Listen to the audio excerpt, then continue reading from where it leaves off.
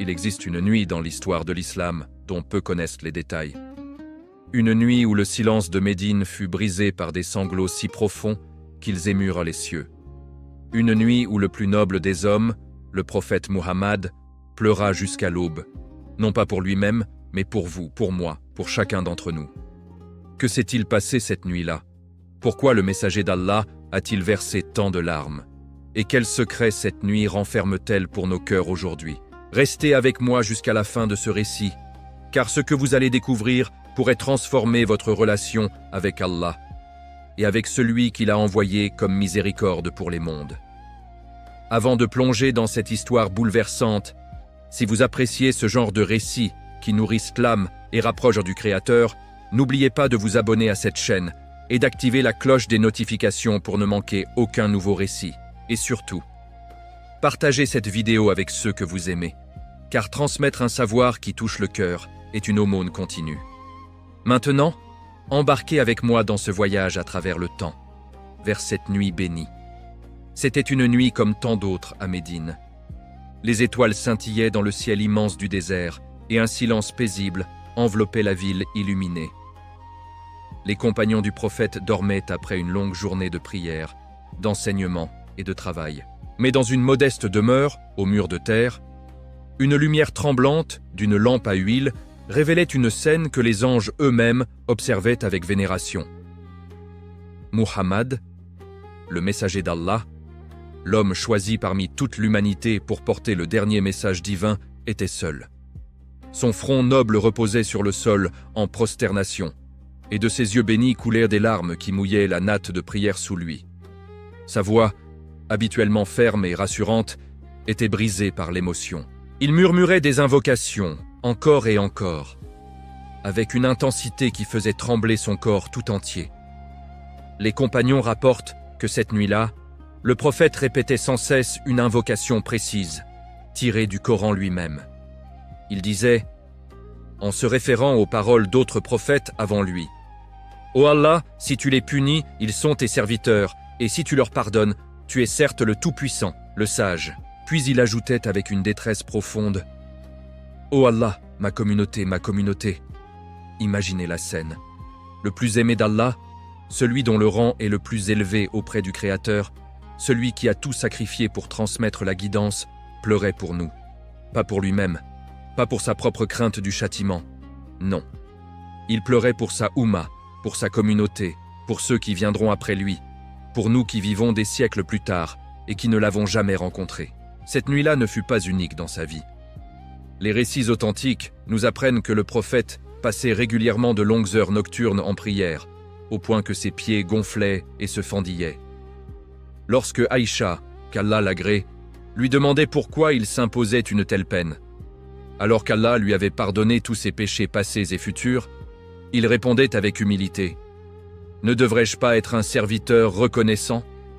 Mais cette nuit-là était différente. Ce n'était pas seulement la prière habituelle.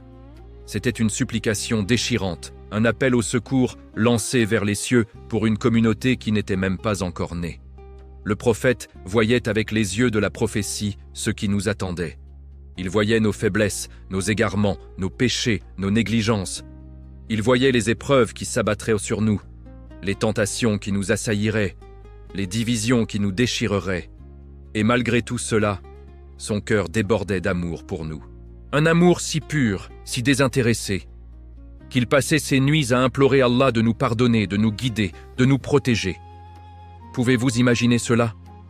Quelqu'un qui ne vous a jamais vu, qui ne connaît pas votre nom, qui ne sait rien de votre vie, mais qui vous aime tellement qu'il pleure pour vous dans le secret de la nuit.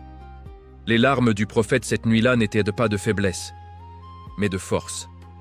Elles étaient l'expression d'une miséricorde infinie, d'une compassion sans limite.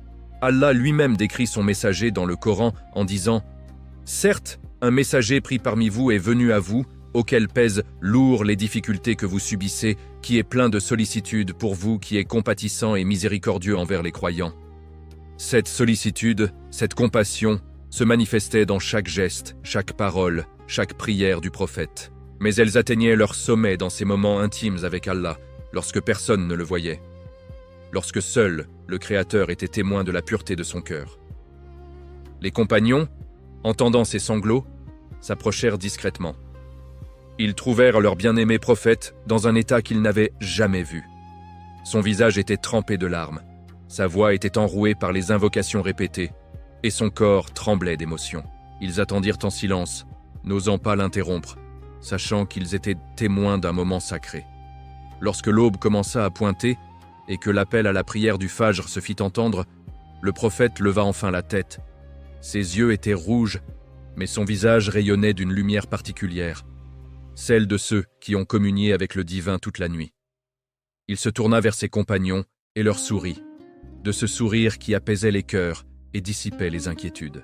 L'un des compagnons, avec tout le respect qui lui était dû, osa demander « Ô messager d'Allah, pourquoi pleures-tu ainsi alors qu'Allah t'a pardonné tous tes péchés ?»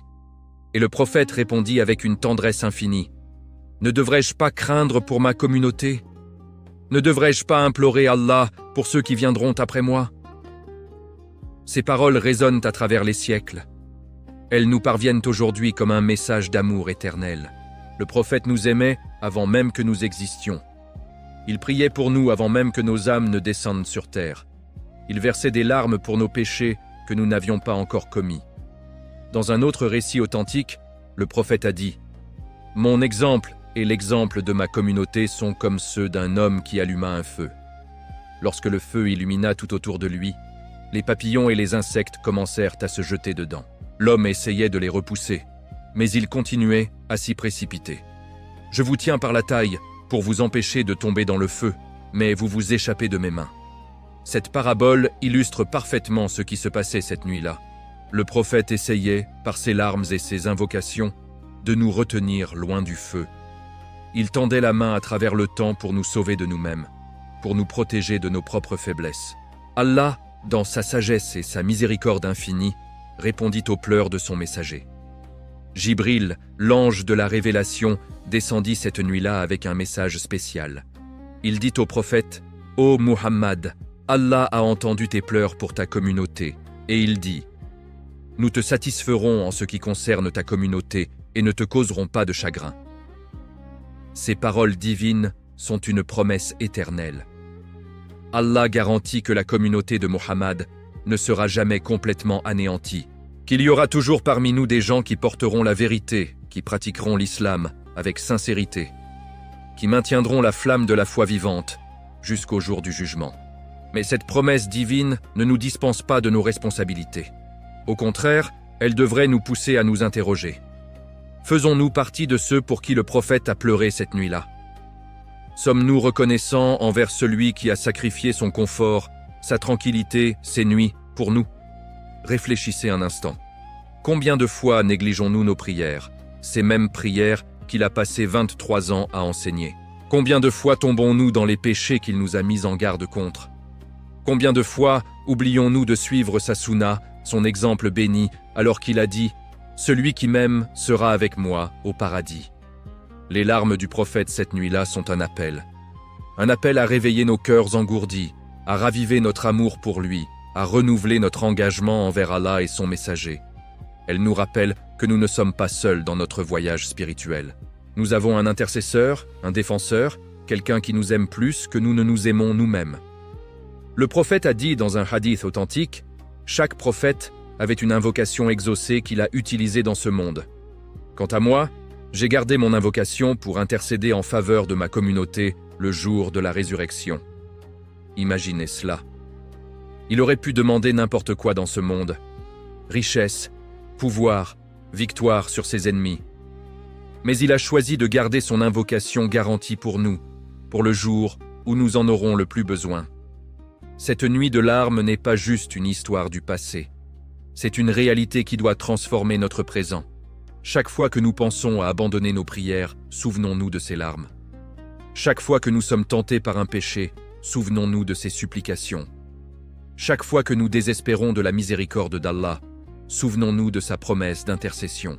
Les compagnons qui ont été témoins de cette nuit ont été profondément marqués.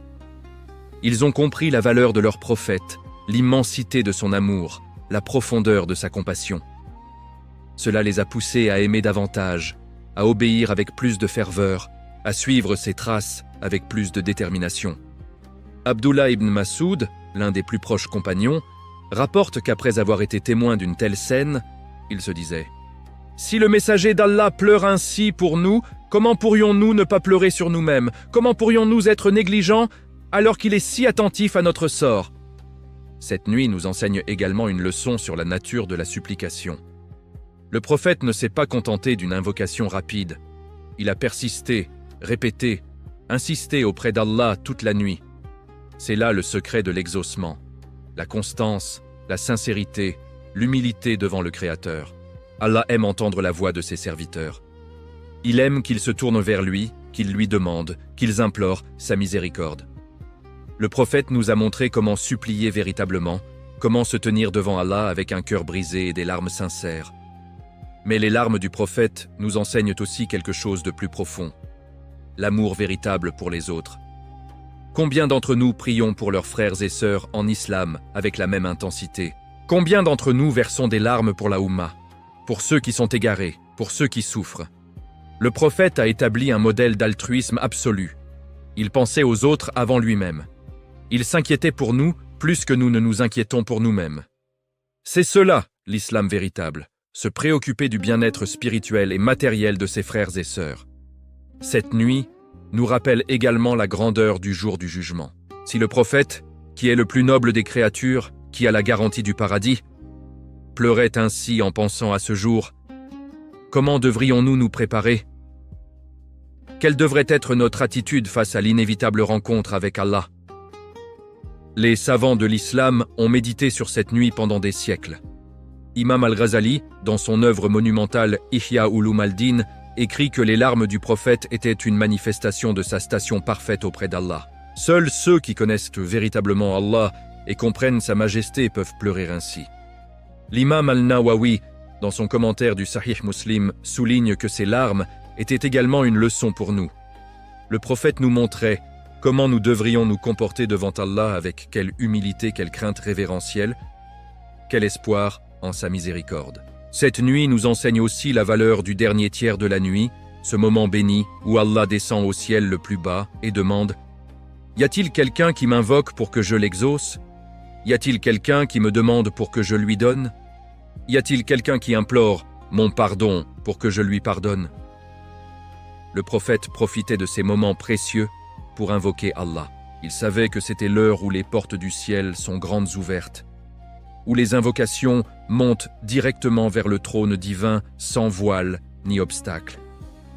Mes frères et sœurs, cette histoire n'est pas juste un récit émouvant à écouter et oublier. C'est un appel à l'action, un réveil pour nos âmes endormies. Si le prophète a pleuré pour nous, que faisons-nous pour lui? Comment honorons-nous sa mémoire? Comment répondons-nous à son amour? La meilleure façon d'honorer le prophète est de suivre son exemple. De prier comme il priait, de jeûner comme il jeûnait, de traiter les gens comme il les traitait, de nous comporter comme il se comportait. C'est de faire revivre sa sunna dans nos vies quotidiennes, dans nos foyers, dans nos communautés. C'est aussi d'envoyer sur lui les salutations et les bénédictions, comme Allah nous l'a ordonné dans le Coran. Certes, Allah et ses anges prient sur le prophète. Ô vous qui avez cru, priez sur lui et adressez-lui vos salutations. À chaque fois que nous disons « Sallallahu alayhi wa sallam », nous lui envoyons notre amour à travers le temps et l'espace, et Allah élève notre rang en retour. L'histoire de cette nuit nous rappelle également l'importance de la communauté. Le prophète ne pleurait pas pour un individu isolé, mais pour la Oumma entière. Il comprenait que nous sommes tous liés, que nous formons un seul corps. Quand une partie souffre, tout le corps ressent la douleur. C'est cette vision unifiée de la Oumma que nous devons retrouver aujourd'hui. Nous devons nous préoccuper de nos frères et sœurs partout dans le monde, qu'ils soient opprimés, affamés, malades ou égarés. Nous devons prier pour eux, les soutenir, les aider du mieux que nous pouvons. Le prophète a dit, l'exemple des croyants dans leur amour mutuel, leur miséricorde et leur compassion est comme celui d'un seul corps. Lorsqu'un membre souffre, tout le corps réagit par l'insomnie et la fièvre. Cette unité, cette fraternité, c'est ce pourquoi il pleurait cette nuit-là. Une autre leçon profonde de cette nuit concerne la nature de la crainte et de l'espoir en Allah. Le prophète équilibrait parfaitement ces deux états spirituels. Il craignait pour sa communauté, mais il espérait aussi en la miséricorde d'Allah. Il ne désespérait jamais, car il connaissait la générosité infinie de son Seigneur. Cette balance entre crainte et espoir est essentielle dans notre cheminement spirituel. Si nous ne ressentons que la crainte, nous tombons dans le désespoir. Si nous ne ressentons que l'espoir, nous tombons dans la négligence. Le prophète nous a montré le juste milieu, craindre Allah tout en espérant en sa miséricorde, se méfier de nos péchés tout en sachant qu'Allah pardonne tous les péchés pour ceux qui se repentent sincèrement. Cette nuit nous enseigne aussi l'importance de la prière nocturne, le qiyam al-layl. C'est dans le secret de la nuit, loin des regards et des distractions, que le serviteur se rapproche le plus de son Créateur. C'est là que les cœurs s'adoucissent, que les larmes coulent naturellement, que l'âme trouve sa vraie paix. Le prophète a dit « La prière la plus méritoire après les prières obligatoires est la prière de la nuit ». Il nous encourageait constamment à nous lever la nuit, ne serait-ce que quelques minutes, pour invoquer Allah, pour lire le Coran, pour nous tenir devant lui dans la solitude et le silence. Combien d'entre nous ont expérimenté la douceur de ces moments? Combien d'entre nous ont goûté à la beauté de la conversation intime avec Allah au cœur de la nuit? C'est une expérience que le prophète voulait que nous vivions tous, car il savait qu'elle transforme les cœurs et purifie les âmes. La nuit où le prophète pleura jusqu'à l'aube n'est pas un événement isolé dans l'histoire islamique. Elle fait partie d'un récit plus large sur la miséricorde divine, sur l'amour prophétique, sur la compassion qui devrait caractériser chaque musulman. Cette histoire nous relie au prophète d'une manière intime et personnelle. Nous réalisons qu'il nous connaissait, qu'il pensait à nous, qu'il nous aimait. Et cette réalisation devrait changer notre façon de vivre notre islam. Ce ne devrait plus être une série de rituels mécaniques, mais une réponse d'amour à celui qui nous a tant aimés. Imaginez le jour du jugement. Imaginez vous tenir dans cette immense assemblée, tremblant de peur, ne sachant pas quel sera votre sort. Et soudain, vous voyez une lumière éclatante s'approcher. C'est le prophète Mohammed, venant intercéder pour sa communauté, tenant la promesse qu'Allah lui a faite cette nuit où il a pleuré pour nous. Il nous reconnaîtra, nous qui ne l'avons jamais vu de notre vivant, grâce aux traces de nos ablutions sur nos visages, grâce à notre attachement à sa sunna, grâce à notre amour pour lui. Il dira « Ce sont les membres de ma communauté » et il intercédera pour nous auprès d'Allah, demandant notre pardon, implorant notre admission au paradis. Ce moment viendra, mes frères et sœurs. C'est une certitude. Et la question est, serons-nous parmi ceux pour qui son intercession sera acceptée? Serons-nous parmi ceux qui ont vécu selon ses enseignements, qui ont honoré son héritage, qui ont répondu à son amour par notre obéissance et notre dévotion? Cette nuit de larmes est un trésor spirituel que nous devons méditer régulièrement.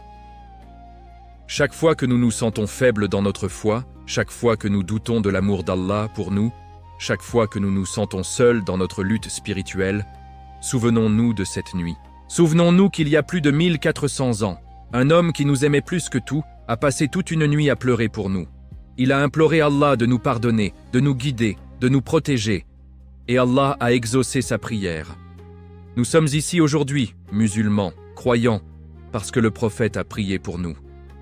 Cette pensée devrait nous remplir de gratitude, d'humilité, de détermination.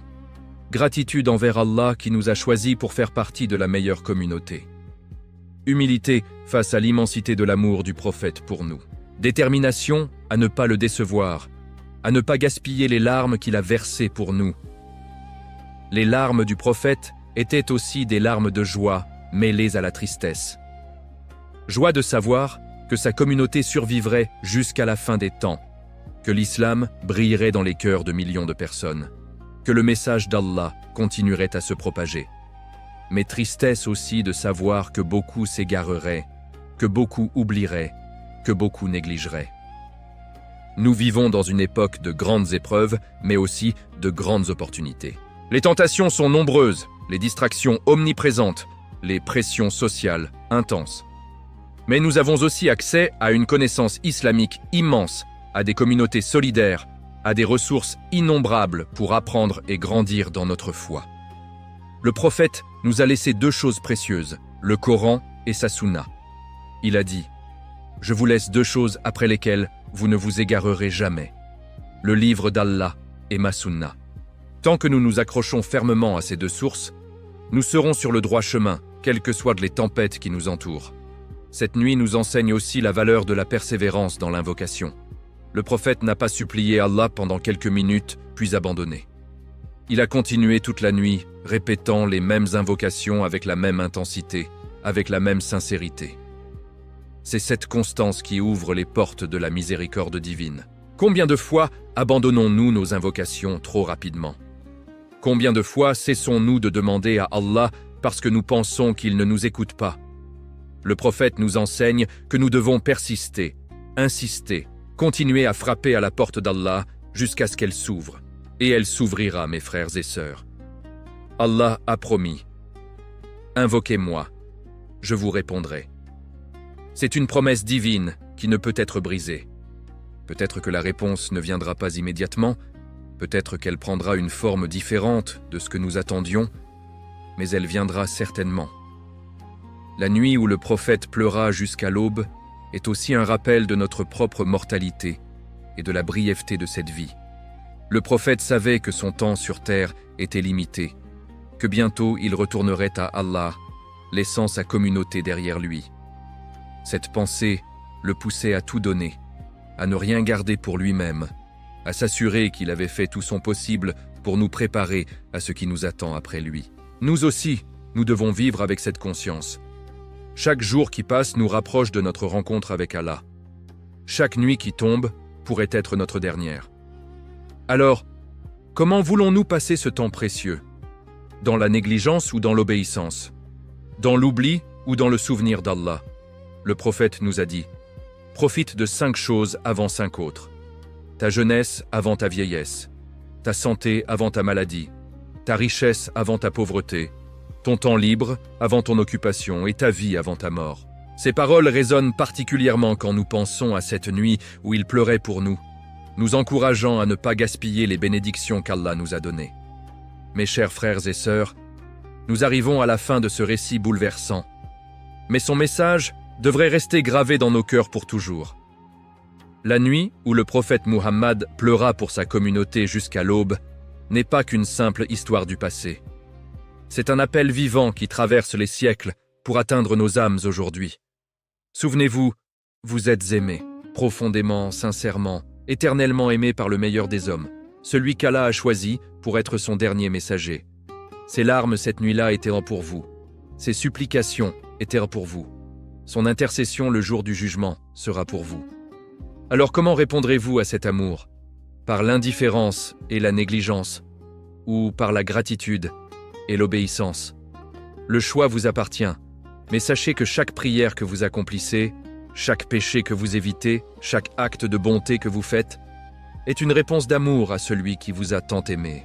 Levez-vous la nuit, ne serait-ce que quelques minutes, et parlez à Allah. Invoquez-le pour vous-même, pour vos proches, pour la Oumma entière.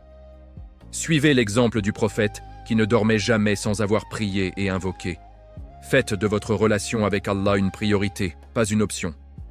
Et rappelez-vous toujours, tant que vous respirez, il n'est jamais trop tard pour changer, pour revenir à Allah, pour devenir la personne que le prophète espérait que vous seriez lorsqu'il pleurait pour vous cette nuit-là.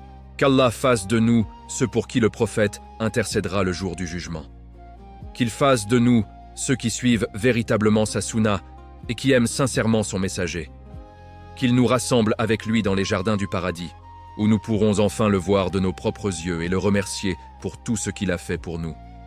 Allahumma salli wa sallim wa barik ala nabiyyina Muhammad wa ala alihi wa sahbihi ajmain. Si ce récit a touché votre cœur, n'oubliez pas de le partager avec ceux que vous aimez. Peut-être que ces paroles réveilleront un cœur endormi, guideront une âme perdue, ou raffermiront la foi d'un croyant hésitant. Et cela sera pour vous une récompense éternelle. Qu'Allah vous bénisse et vous guide sur le droit chemin. Assalamu alaikum wa rahmatullahi wa barakatuh.